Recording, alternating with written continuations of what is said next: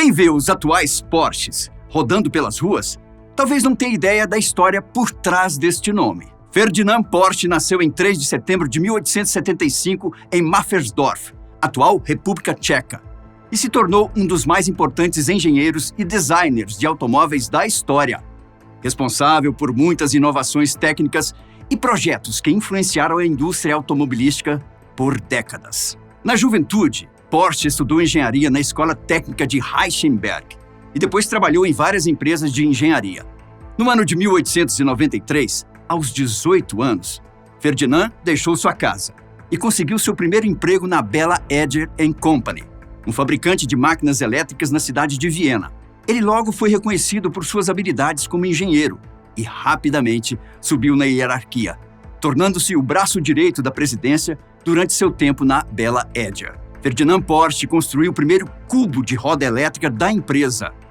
Este motor elétrico foi feito para ser acoplado à roda de qualquer veículo e fazê-lo se mover, numa época em que era comumente usado apenas para bicicletas. No entanto, Porsche já estava desenvolvendo novas ideias para este motor. Naquela época, os primeiros automóveis começavam a surgir e as pessoas estavam entusiasmadas com os novos veículos.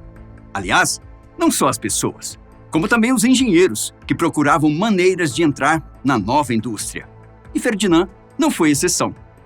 Depois de 5 anos trabalhando para a Bella Eger, ele decidiu largar o emprego e começou a trabalhar para a Jacob Lohner Company, que estava deixando de produzir carruagens para se concentrar na construção de veículos automotores. A parceria Lohner-Porsche resultou no Porsche P1, um carro totalmente elétrico, construído a partir da estrutura de uma carruagem de madeira e que tinha autonomia para até 49 milhas, ou 78,8 quilômetros.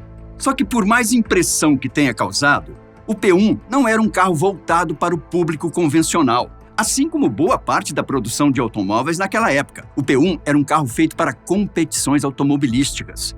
Contudo, ele não atingia muito mais do que 21 milhas por hora, ou pouco mais de 33 quilômetros horários, devido ao peso proporcionado pelas baterias. Porsche continuou a melhorar o design de seu veículo até 1900, quando adicionou um motor de combustão interna para alimentar os motores elétricos do veículo, criando assim o primeiro carro híbrido elétrico a gasolina do mundo, o Lohner Porsche Eletromóvel. Ele venceu vários outros eventos de automobilismo, enquanto quebrava recordes de velocidade austríacos, viajando a uma velocidade máxima de 36 milhas por hora.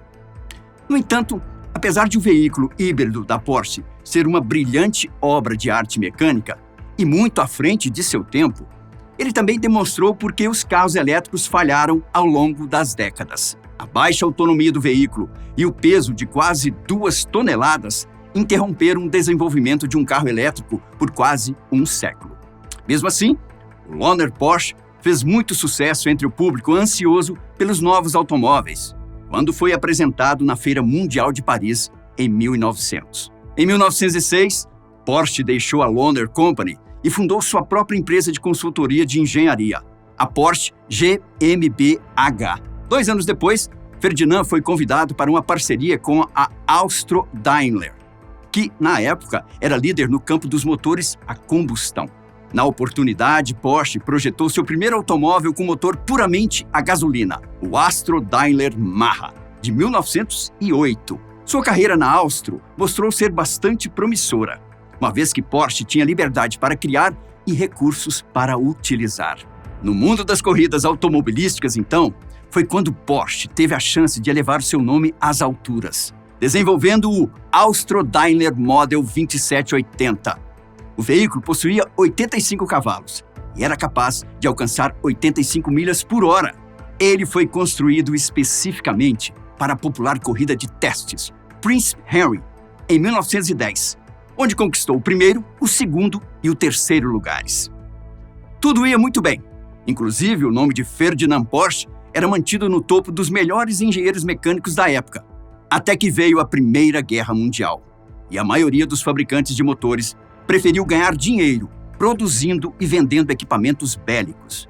E claro, a Daimler não podia ficar fora deste mercado, muito menos Ferdinand Porsche, que não via outra saída.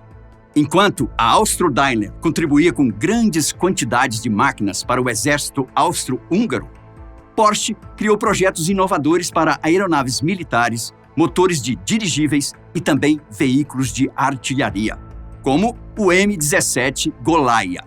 Com o final da guerra, as empresas puderam concentrar-se novamente na produção de carros, inclusive de corridas. As corridas, na verdade, sempre serviram de palco para os fabricantes apresentarem seus motores e suas inovações tecnológicas. Sendo assim, em 1922, a Daimler apresentava ao público seu novo bólido, com o designer de Ferdinand Porsche, o Austro-Daimler Sascha.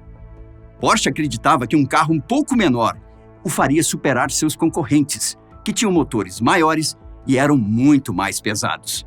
Para o espanto geral, o Sascha venceu 43 das 53 corridas, incluindo o Targa Florio, um torneio automobilístico italiano de rua de 1922. Em 1931, Ferdinand Porsche e seu filho, Ferro e Porsche, finalmente puderam abrir um escritório com o próprio nome. Foi então que nasceu a Porsche Engineering, em 25 de abril de 1931, na cidade de Stuttgart, Alemanha. Os Porsche continuaram trabalhando diretamente com a Daimler no desenvolvimento de projetos automobilísticos, incluindo motores e o design dos carros. Poucos anos antes, em meados de 1920, Ferdinand Porsche era diretor técnico e engenheiro-chefe em uma divisão da Daimler, que mais tarde se fundiu com a Benz Company, que veio a se tornar a Daimler-Benz. Durante seu tempo na Daimler-Benz, Porsche projetou e construiu o luxuoso Mercedes-Benz S-Series, que praticamente abriu caminho para os carros esportivos de alto desempenho, adequados para corridas e também para o público. Em 1928, o engenheiro tinha apresentado aquele que, indiscutivelmente, foi um dos carros esportivos mais rápidos e melhores de sua época, o Mercedes-Benz SSK. O SSK, ou Super Sport Curse, tinha um motor de 6 cilindros de 7,1 litros, alimentado por 200 a 300 cavalos de potência. Mesmo a mais lenta de suas versões vinha com velocidade máxima de 190 km por hora, e as de 300 cavalos de potência podiam chegar a 235 km por hora. Depois de deixar a Daimler-Benz, por contradições criativas com os administradores, Porsche se dedicou à sua empresa, atendendo aos pedidos de diferentes fabricantes, mas nada de inovador ou lucrativo. O problema é que a economia não andava bem, reflexo ainda da Primeira Guerra Mundial. Mas, em 1934, uma carta inesperada mudaria o rumo de sua vida e a trajetória de sua empresa. A carta vinha do Reich alemão, em nome de Adolf Hitler. Era uma carta convite, na qual Porsche estava sendo convidado para projetar um carro popular para o povo alemão. Hitler queria que cada cidadão alemão pudesse ter seu próprio carro. Ele tinha que acomodar uma família de 5 pessoas, ser eficiente, econômico e barato, devendo custar menos de 1.000 marcos. Para a maioria dos engenheiros convidados, isso era impossível. Porém, não para Ferdinand Porsche, que apresentou o projeto do Volkswagen Beetle. O próprio nome Volkswagen, traduzido para o português, quer dizer carro popular. Porsche teve o contrato assinado por Hitler. Além de tudo, tornou-se amigo pessoal do engenheiro. Não é preciso nem entrar em detalhes sobre o Beetle, ou como conhecemos, Fusca, não é? O carro foi tão bem projetado que durou até 1996 e ainda hoje é objeto de desejo de saudosistas e colecionadores. Inicialmente batizado como Volkswagen Type 1 ou Tipo 1, mais tarde conhecido como Beetle, devido ao formato de sua carroceria lembrar um besouro.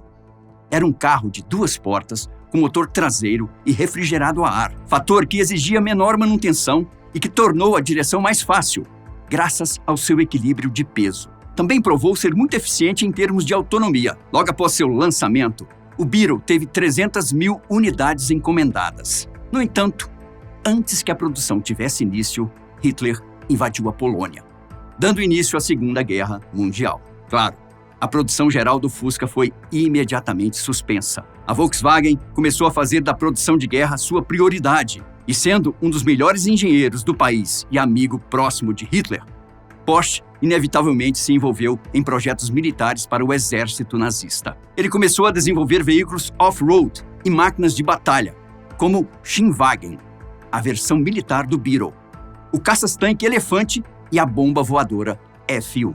Há relatos de que a empresa Porsche também usou trabalhadores escravos em sua fábrica em Stuttgart.